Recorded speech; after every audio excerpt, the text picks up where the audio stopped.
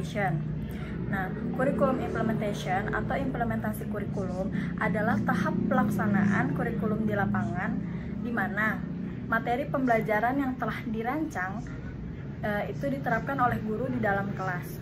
Nah, ini mencakup metode pengajaran, strategi yang digunakan, serta penyesuaian-penyesuaian yang dilakukan berdasarkan kondisi di dalam kelas. Contohnya atau misalnya, jika suatu kurikulum menekankan pembelajaran berbasis proyek, implementasinya bisa berupa penerapan kegiatan proyek di kelas yang melibatkan siswa di dalam penelitiannya dan juga pengumpulan data. Nah, yang kedua itu, apa yang dimaksud dari kurikulum evaluation atau evaluasi kurikulum? Evaluasi kurikulum adalah proses menilai efektivitas kurikulum yang telah diimplementasikan. Evaluasi dilakukan untuk menentukan apakah tujuan pembelajaran itu tercapai, apakah materi yang diberikan relevan dan juga efektif, serta apakah metode pembelajaran yang digunakan itu sudah tepat. Contoh evaluasi kurikulum bisa berupa hasil tes belajar siswa, survei kepada guru, survei kepada siswa tentang relevansi materi, atau analisis pencapaian kompetensi. Nah, nomor 2 itu ada jenis desain kurikulum. Yang pertama itu subject matter content kurikulum adalah pendekatan yang memfokuskan pada mata pelajaran sebagai inti dari kurikulum.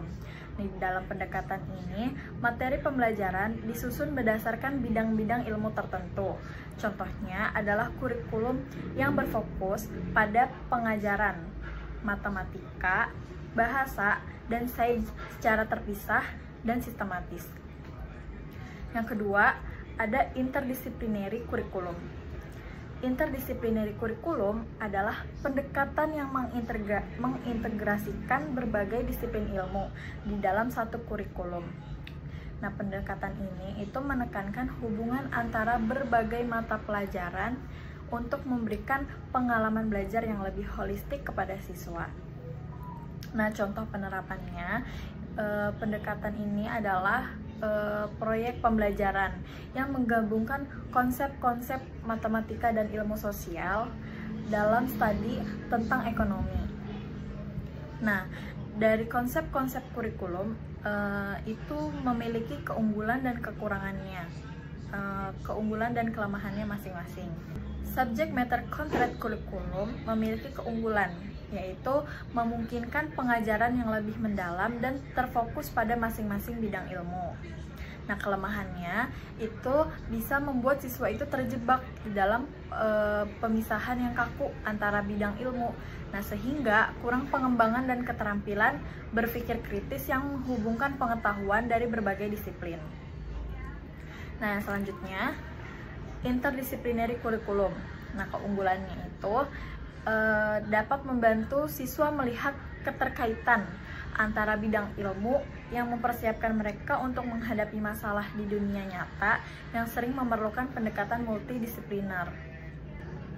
Kelemahannya dapat menyulitkan guru dalam merancang materi yang melibatkan banyak disiplin ilmu, serta menuntut siswa untuk memiliki keterampilan manajerial dalam mengintegrasikan informasi dari berbagai sumber. Nah, nomor 3 itu bagaimana pentingnya seorang guru itu memahami konsep-konsep teknologi dalam kurikulum pendidikan. Nah, pentingnya memahami konsep-konsep teknologi dalam kurikulum pendidikan itu, guru harus memahami konsep-konsep teknologi di dalam kurikulum pendidikan untuk mempersiapkan siswa menghadapi dunia yang semakin terhubung secara digital. Jadi karena dunia yang semakin maju, terhubung dengan alat elektronik yang digital yang memudahkan anak dalam belajar.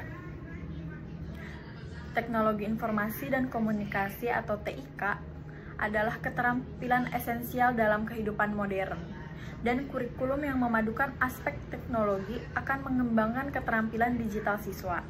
Nah, selain itu, pemahaman ini memungkinkan guru untuk memanfaatkan teknologi dalam proses belajar mengajar, seperti menggunakan aplikasi pembelajaran daring atau alat bantu visual yang mendukung pembelajaran atau pengajaran.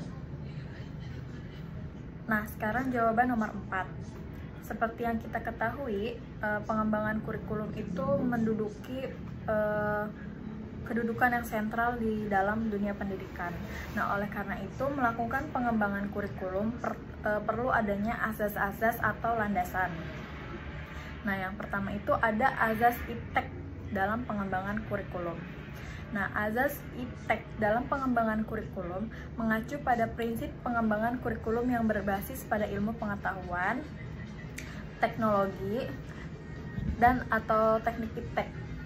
Ini berarti kurikulum harus memperhatikan perkembangan ilmu pengetahuan dan teknologi terbaru untuk apa? Untuk memastikan bagaimana siswa menerima pendidikan yang relevan sesuai dengan perkembangan zaman.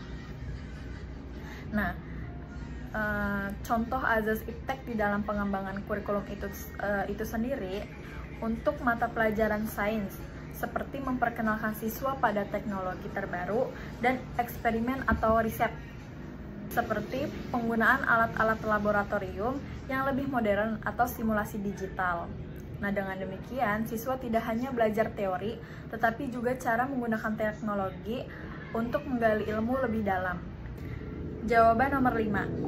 Nah, jawaban nomor 5 itu ada prinsip-prinsip pengembangan kurikulum. Nah, prinsip-prinsip pengembangan kurikulum itu ada prinsip umum dan juga ada prinsip khusus. Nah, prinsip umumnya itu ada relevansi, ada kontinuitas, ada fleksibilitas, dan ada efektivitas. Sementara prinsip-prinsip khususnya itu lebih fokus pada aspek teknis seperti pembelajaran yang berbasis kompetensi dan penilaian yang sesuai dengan penyusunan materi yang koheren dan terintegrasi. Mungkin cukup sekian yang bisa saya sampaikan, kurang lebihnya mohon maaf. Wassalamualaikum warahmatullahi wabarakatuh.